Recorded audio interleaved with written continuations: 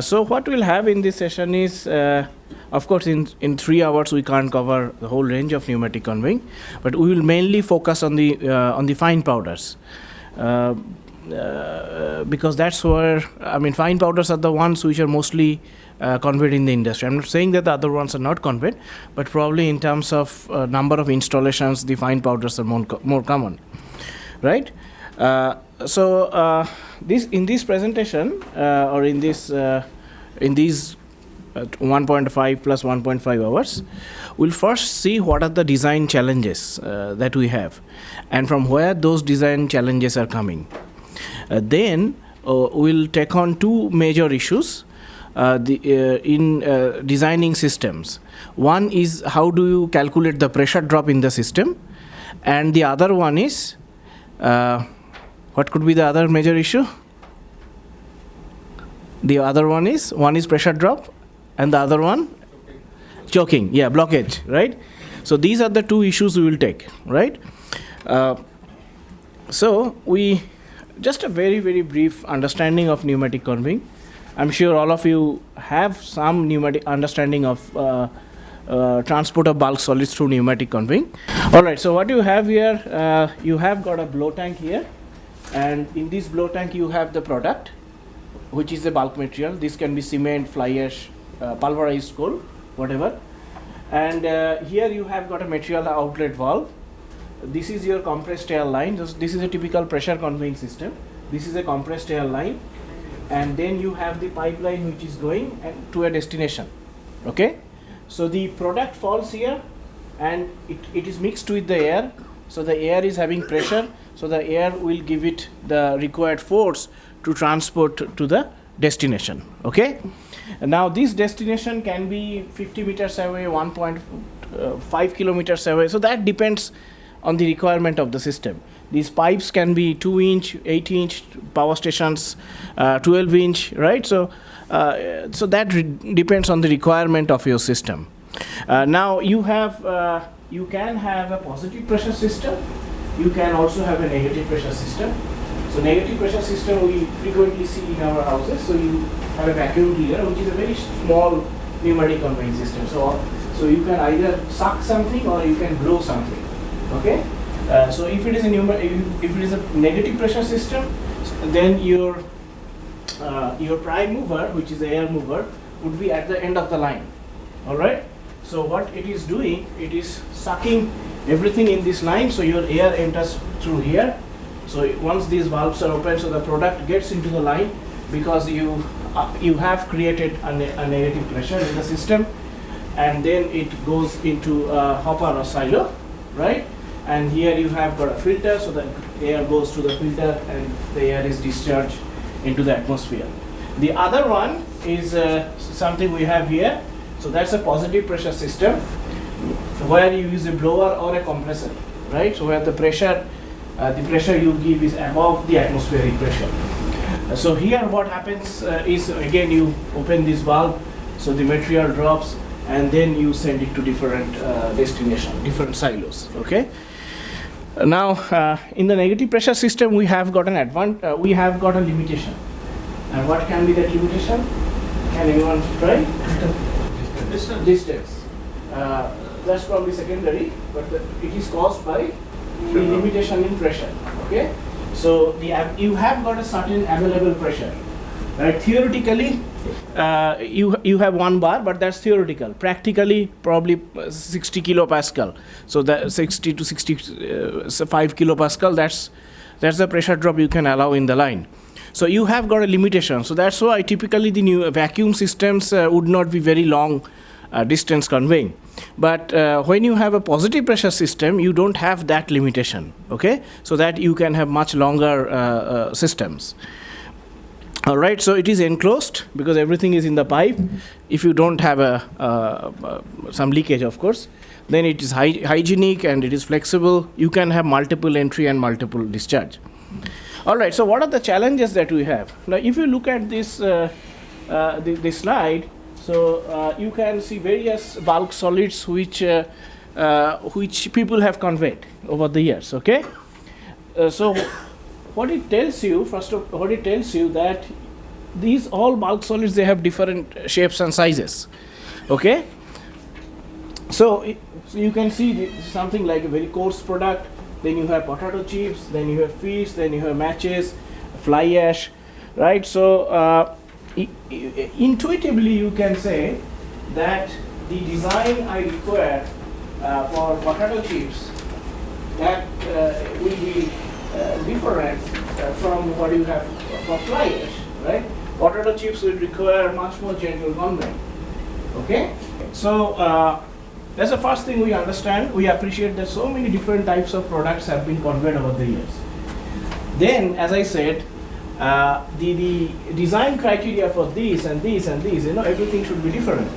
So, people always, sometimes, like yesterday we were in a conference and someone asked, for this 0.9 bulk density product, if you have a product which has a bulk density of 0.8 or 0.9, what should be the conveying distance? What is the maximum capacity? What is the longest conveying I can achieve? Someone asked. Then someone asked, that if I have a particle size equal to, say, x, y, z, then what is the longest amount of conveying I can achieve, right? So if you look at this figure, then you know straight away. And, in the morning you did all those D50 and all, so you know that just one single number is not good enough. So even if you take the case of only fly ash, these are all different fly ash samples. I exactly can't remember. These are all from our laboratory. I can't exactly remember these are from which power stations, but these are all different fly ash. So even within different fly ash, you just use your visuals and you see, this is a different fly ash, this is a different fly ash, We have some close images we'll show later on. But what you can say from here, that they don't look similar, right? So when these fly ashes, they don't look similar, so we don't have a quick answer also. So if you straight away ask me, okay, I give you so much of available pressure, and this much of distance, what is the tonnage you can get? We can't just by knowing one single number, we can't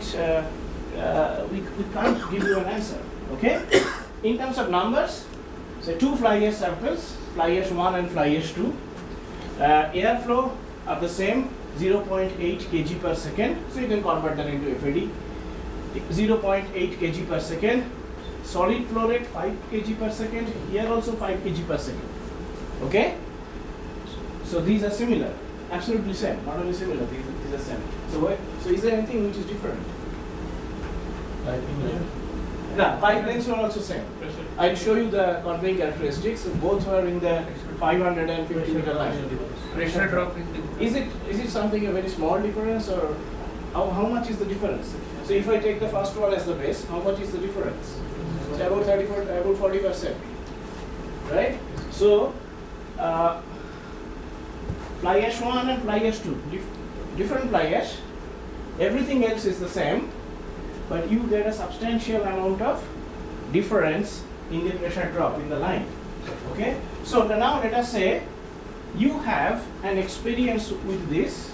You have gone somewhere, you have seen, oh, okay, we are getting 2.5 bar pressure drop in the line, and then for your own power station, you just assume the same thing, you will not get the capacity. So what you will have, if you have 2.5 bar available pressure drop, corresponding to this 250 kilopascal, whatever is the tonnage you can deliver, it will only deliver that much of tonnage. So that may be again 60-70% or maybe less. Alright, so next one please. Okay. When you design a system, what the client gives you, or your customer, what does he tell you? He tells you this is the material you have to convey, and its output. He asks, okay, what is the evacuation rate you need to achieve, right? So that you get a specification where it is written 120 tons per hour of ash, typical power stations, pressure conveying from the intermediate silo to the remote silo, intermediate surge hopper to the remote silo, sorry. And he also tells you this is the distance. Okay, so that may be 500 meter, 800 meter, whatever. So what are your constraints? So you have to design a system with the constraints of solid evacuation rate. So what is the tonnage you have to get? And remember that's also transient. Then what is the distance? So he tells you about the distance. So what you have to find out as a designer, and you will do, will find it out today. Okay? What you have to find out is what is the airflow you should have. Should you aim for large airflow or small airflow? If you have an option, will you go for large? Say I'm telling you, say for example you have fly ash, right, which can be converted in dense phase. Of course, anything can be converted in dilute phase. Not all material can be converted in dense phase. We will see that. But given an option, given if you have the freedom to choose, will you go for a high velocity conveying or low velocity conveying? Low velocity conveying, because that saves the power. That also saves you from the wear rate. Okay, that minimizes your filtration equipment filter size. But how much low? How much low? You don't know, right? If you become too low, then what is going to happen? Line choking, absolutely. Where? At the feeding point and where you abruptly give a step up, right? So you can have line choking. So the first thing we need to find that what is for this particular product, for this tonnage, what is the minimum airflow I can have. Okay, you don't actually design for an absolutely minimum airflow. You give some margin. Now, once you decide your airflow and you decide on your pipe diameter, then what? Then you got to predict what is the pressure drop in the line. Okay. So once you know your pressure drop in the line, once you know how much air you require, then you can select your prime mover. Okay. So next one, please. All right. So that's a problem. I mean, so far all we have done, we have just talked about the problems, challenges.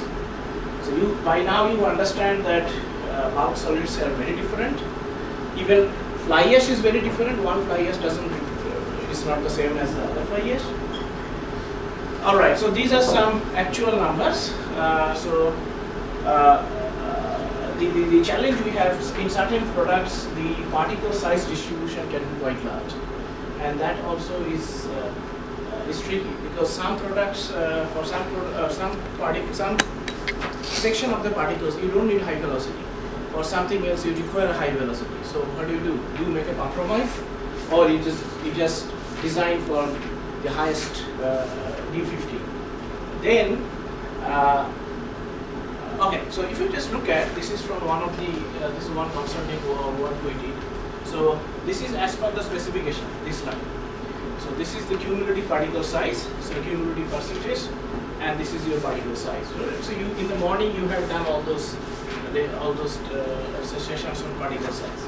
What is the difference between these two? I mean, you can see a difference. Can you see a difference? Of course you can. So what is the difference between these two? Yeah, what is the difference? Which one has more fines? The first thing we notice here that both have almost the same D50. Right? So this client said, they said, okay, we asked them, okay, you bring some samples, and we also asked them, told them, gave them some suggestions how to take the samples from the power plant. And then we did laser diffraction tests, okay, to get the particle size distribution. Which one is having more fines? As per specification, more fines. But that's not the reality. The reality is what you get from the plant, right? So the customer was saying to this particular company for whom I was working, the supplier, that look, D50 is D50. I mean, both have same D50, right? Then why is your system giving less throughput, right? And so what you find here that they hoped for a larger fine portion, but the fine portion that they actually got is smaller. How does it help me? Help me in conveying. So if you have more fines, these fines actually push the product along. So if you have some large particles, the fines will actually push them forward. Then the moment your cycle is over, then you get a surge of air. So these large particles, some of those large particles will be carried to the destination. Okay, but of course you don't want that to happen. You want in the first go everything should go. But what we get from here, that if you have more fines, that's better for your convey.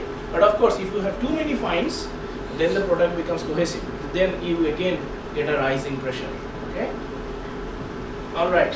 I'll come to that later, not now.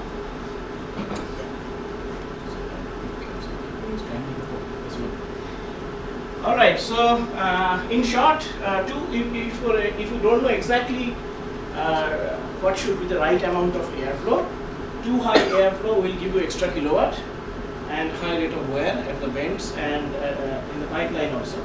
So wear rate actually has a relation with the velocity. So wear rate is roughly, Peter, how much to the power Q? Q. Yeah, roughly cubic relation with the velocity. So that means if your velocity goes by a factor of 2, your wear rate will go by a factor of 8. Exactly. Right? So if you have to change your bend or a component in every 8 months, but if you in every 2 months, but if you increase the velocity by a factor of 2, you have if you otherwise do it in 8 months, if you increase the velocity by a factor of 2, then you have to do it in every 2 months. Okay? Then also you get limited product. So I have written ASH, but it should be limited product for your